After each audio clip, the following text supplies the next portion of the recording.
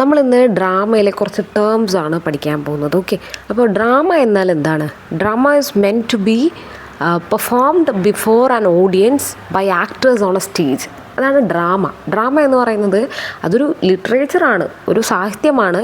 അത് ആര് പെർഫോം ചെയ്യുന്നു? ഒരു കൂട്ടം പെർഫോമേഴ്സ്, ആക്ടേഴ്സ് ഓഡിയൻസിൻ്റെ മുമ്പിൽ പെർഫോം ചെയ്യുന്നതിനെയാണ് നമ്മൾ ഡ്രാമ എന്ന് പറയുന്നത്. ഓക്കെ, അതായത് റോമിയോ ജൂലിയറ്റ്, ഓത്തെല്ലോ, മാക്ബത്ത് തുടങ്ങിയ ഒരുപാട് ഡ്രാമകൾ ഉണ്ട്. ഓക്കെ, അപ്പോൾ അതിൽ ആദ്യത്തെ ഒരു വാക്ക് നമ്മൾ അറിഞ്ഞിരിക്കുന്നതാണ്. ഡ്രാമ എന്ന് പറയുന്നത് പല ആക്റ്റുകളായിട്ടാണ് ഡിവൈഡ് ചെയ്തിരിക്കുന്നത്. അതായത് നമ്മൾ ഇംഗ്ലീഷ് ഡ്രാമ പഠിക്കുമ്പോൾ ആക്ട് 1, ആക്ട് 2, ആക്ട് 3 എങ്ങനെയൊക്കെ ഉണ്ടാവും. കുറഞ്ഞതൊരു 5 ആക്ട് വരെ ഉണ്ടാവാം. Okay, A major division of A play, അതായത് ഒരു നാടകത്തെ നമ്മൾ പല ഭാഗങ്ങളായി മാറ്റുകയാണെങ്കിൽ അത് പ്രധാനമായിട്ടും എത്ര ഭാഗങ്ങളാക്കുന്നോ അതിനെ നമ്മൾ ആക്ട് എന്ന് പറയും. So Shakespeare did not separate his plays into acts. Each play has a later divided into 5 acts.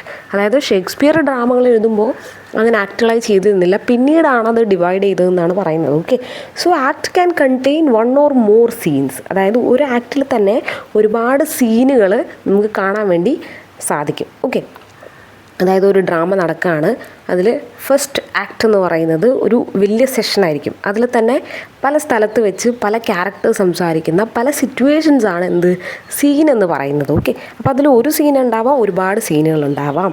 So A sub division of an act in A play, അതായത് ഒരു നാടകത്തിലെ ആക്ടിൻ്റെ ഡിവിഷൻസാണ് എന്താപ്പോൾ സീൻ എന്ന് പറയുന്നത്. ഓക്കെ, സോ അത് each scenes take place in A specific setting or time. ഒരു ആക്റ്റിൽ പല സെറ്റിങ്ങുകളുണ്ടാവാം. Setting എന്ന് പറഞ്ഞാൽ എന്താണ്?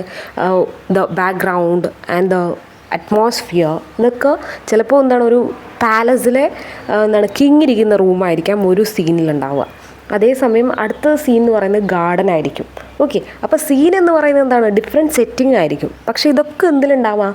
ഒരു ആക്റ്റിൽ ഉണ്ടാവാം. ഓക്കെ, ആൻഡ് ഡിക്ഷൻ എന്ന് പറയുന്നത് അടുത്തൊരു ടേമാണ്. ഡിക്ഷൻ എന്ന് പറയുന്നത് the language which used in a ഡ്രാമയാണ്. Okay, so specific word choice that an author uses in writing. അതായത് ഒരു പ്രത്യേകമായിട്ട് ഭാഷ ഉപയോഗിക്കുക. ഓക്കെ, അതാണ് ഡിക്ഷൻ. ഓരോ റൈറ്ററിൻ്റെയും ക്വാളിറ്റി എന്നാണ് ഹിസ് ഡിക്ഷനാണ്. ഓക്കെ, അപ്പോൾ ആ ഒരു സ്പെസിഫിക് വേർഡ് ചോയ്സ്. ഇവിടെ ഒരു മിഡ് സമ്മേഴ്സ് ഡ്രീം എന്ന് പറയുന്ന ഷേക്സ്പിയർ ഡ്രാമയിൽ ഒരു ഡയലോഗ് തന്നിട്ടുണ്ട്. This is a knavery of them to make me afeard. എന്താണ് ഇത്? വളരെ സിമ്പിളായിട്ട് പറയുന്ന കാര്യങ്ങളെ വളരെ പൊലിപ്പിച്ച് നല്ല ഭംഗിയായിട്ട് പറയുന്നതാണ് എന്ത് ഡിക്ഷൻ കൊണ്ട് ഉദ്ദേശിക്കുന്നത്. Next is flash back. അല്ലേ, നമുക്ക് പരിചിതമായൊരു വാക്കാണ്. Flash back means technique that allows a writer to present past events during the current events. അതായത് ഒരു സീൻ നടന്നുകൊണ്ടിരിക്കുകയാണ്, അപ്പോൾ ആ സീനിൽ ഒരു for example Importance of Being Earnest എന്ന് പറയുന്ന ഒരു ഡ്രാമ. ഓക്കെ, അതിൽ ഏണസ്റ്റിനെ എവിടെ നിന്ന് കിട്ടുകയാണ്? ഒരു ബാഗിൽ നിന്ന് കിട്ടുകയാണ്. ഓക്കെ, അപ്പോൾ ആ ഒരു സീൻ ഫ്ലാഷ് ബാക്കാണ്. അല്ലേ, പഴയൊരു സ്റ്റോറി പറയാണ്, അത് പ്രസൻറ്റുമായിട്ട് വളരെ കണക്ഷനുള്ള ഒരു സീനാണെങ്കിൽ അത് ഫ്ലാഷ് ബാക്കായിട്ടാണ് അവതരിപ്പിക്കുക. ഇപ്പോൾ സിനിമയിലൊക്കെ നമ്മൾ കാണുന്ന അതേപോലെയുള്ള flashback. So it's a dream sequences, memories etcetera. അതെന്താവാം? ഡ്രീം ആവാം, മെമ്മറീസ് ആവാം. Next is screenplay. Screenplay is the script for a screen including instructions for sets and camera work.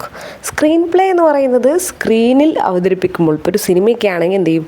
അതിനൊരു സ്ക്രിപ്റ്റ് ഉണ്ടാവും, അല്ലേ? സ്ക്രീൻ പ്ലേ ഉണ്ടാവും, തിരക്കഥ ഉണ്ടാവും. Already എന്തൊക്കെ ചെയ്യണം, എങ്ങനെയൊക്കെ പെരുമാറണം എന്നൊക്കെ വളരെ കൃത്യമായി എഴുതിയിട്ടുണ്ടാവുന്ന ആ ഒരു സംഭവത്തെയാണ് നമ്മൾ എന്ത് പറയുന്നത്? സ്ക്രീൻ പ്ലേ എന്ന് പറയുന്നത്. Okay, next is verbal irony. Verbal irony means A person says one thing and means another. അതായത് ഒരാൾ എനിക്ക് ചായ കൊണ്ടുത്തരാണ്, ഞാൻ പറയണം ഓ അടിപൊളി ചായ, ഞാൻ ജീവിതത്തിൽ ഇന്നേ വരെ ഇത്രയും നല്ല ചായ കുടിച്ചിട്ടില്ല എന്ന് പറയുന്നത്. ആക്ച്വലി ആ ചായ വളരെ മോശമായിരിക്കും. അതാണ് വെർബൽ ഐറണി. നമ്മൾ ഒന്നുദ്ദേശിച്ചുകൊണ്ട് മറ്റൊന്ന് പറയാം. Brutus is an honourable man is a very famous dialogue, അല്ലേ? So the Mercutio is a dealt with a fatal wound but it calls it only a scratch. വലിയ മുറിവിനെ സ്ക്രാച്ച് എന്ന് പറയുന്നതും എന്താണ്? ഒരു വെർബൽ ഐറണിയാണ്. സോ ഇവിടെ ഇനിയും എക്സാമ്പിൾസ് ഉണ്ട്. Oh great when something isn't really good. നമ്മൾ വളരെ നല്ല കാര്യം അല്ലെങ്കിലും ചിലപ്പോൾ എന്തൊക്കെ പറയും? ആ വളരെ നന്നായിട്ടുണ്ട് എന്ന് പറയും. So it's a verbal irony that you mean something else. Okay, lucky you. എന്താണ്? When you get a teacher you don't really want. നമുക്ക് ഒരു ടീച്ചറെ അത്ര ഇഷ്ടമല്ല, എന്നാലും പറയുമോ ലക്കി യു എന്ന് പറയുന്നത് because you don't want dum. Next is dramatic irony.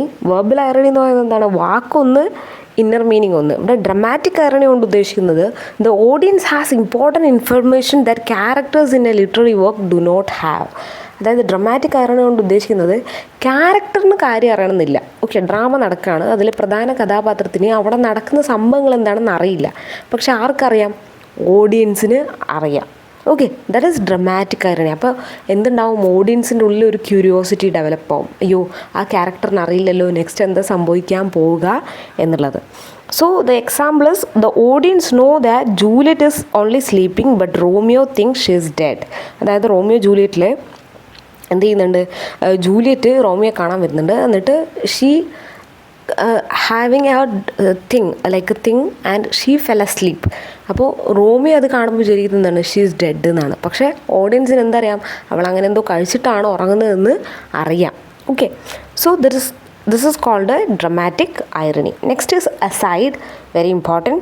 Aside എന്ന് പറയുന്നത് a character's remark either to the audience or another character that others on stage do not hear reveals the character's private thoughts. അതായത് നല്ലൊരു example വെച്ച് പറയുകയാണെങ്കിൽ എന്താണ്, ഒരു സിനിമയിൽ സുരാജ് എന്ത് ചെയ്യുന്നുണ്ട്? ഞാനത് ചെയ്യില്ല മല്ലയ്യ എന്ന് പറഞ്ഞ് എന്ത് ചെയ്യുന്നുണ്ട്? മമ്മൂട്ടിയുടെ ഡയലോഗ് പറയുന്നു, എന്നിട്ട് തിരിഞ്ഞു നിന്ന് നമ്മുടെ ഓഡിയൻസിനെ നോക്കി ഒരു എക്സ്പ്രഷൻ ഇടുന്നുണ്ട്. അപ്പോൾ ആക്ച്വലി എന്താ ചെയ്യുന്നത്? he has different intentions in his mind and he acts differently to the other character. Okay, അതായത് മനസ്സിലൊന്ന് വെച്ചുകൊണ്ട് എന്ത് ചെയ്യുന്നു? വളരെ നന്നായിട്ട് പെരുമാറുന്നു, പക്ഷേ അപ്പുറത്ത് വന്നിട്ട് എന്ത് ചെയ്യുന്നു?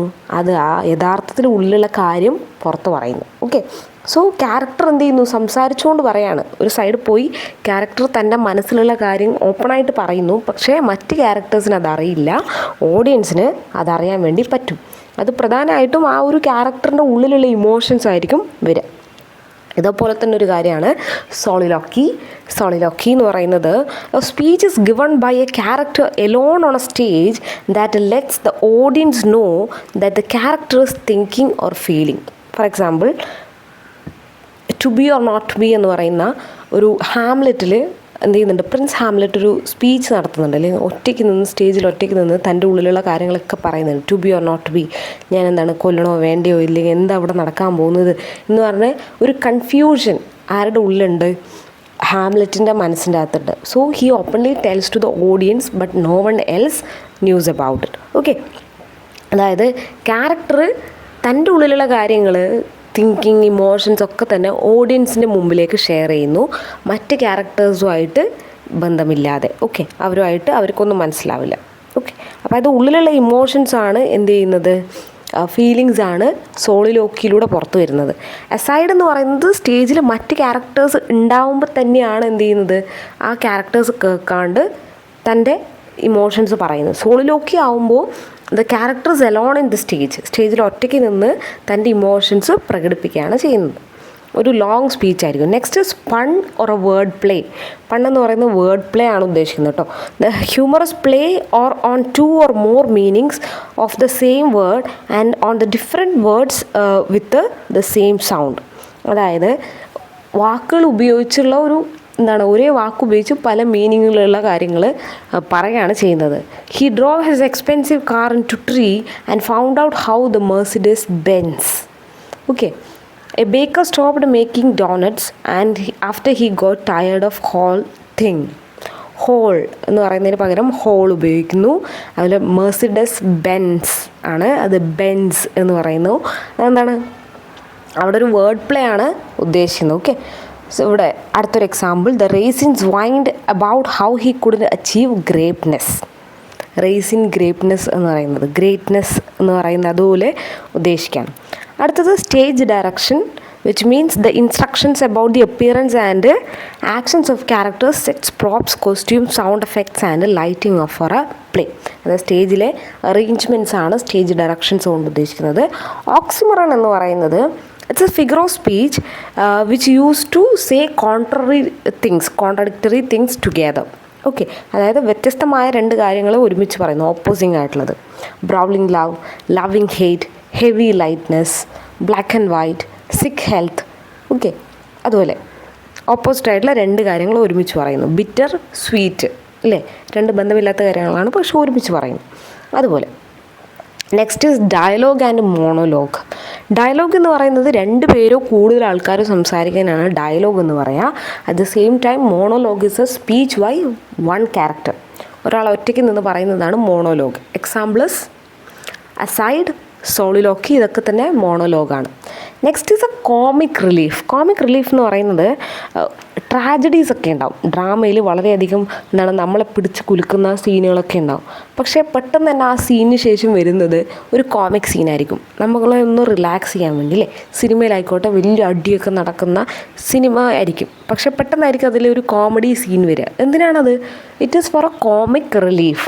Okay, humorous scene which is intent to lighten the mood. അതായത് കണ്ടിന്യൂസ് ഒരു വിഷമം പോവാതെ ഇടയ്ക്കൊരു ചെറിയ നമ്മളെ ഒന്ന് റിലാക്സ് ചെയ്യാൻ വേണ്ടി ഉണ്ടാവുന്ന സീനുകളെയാണ് എന്ത് പറയുന്നത്, കോമിക് റിലീഫ് എന്ന് പറയുന്നത്.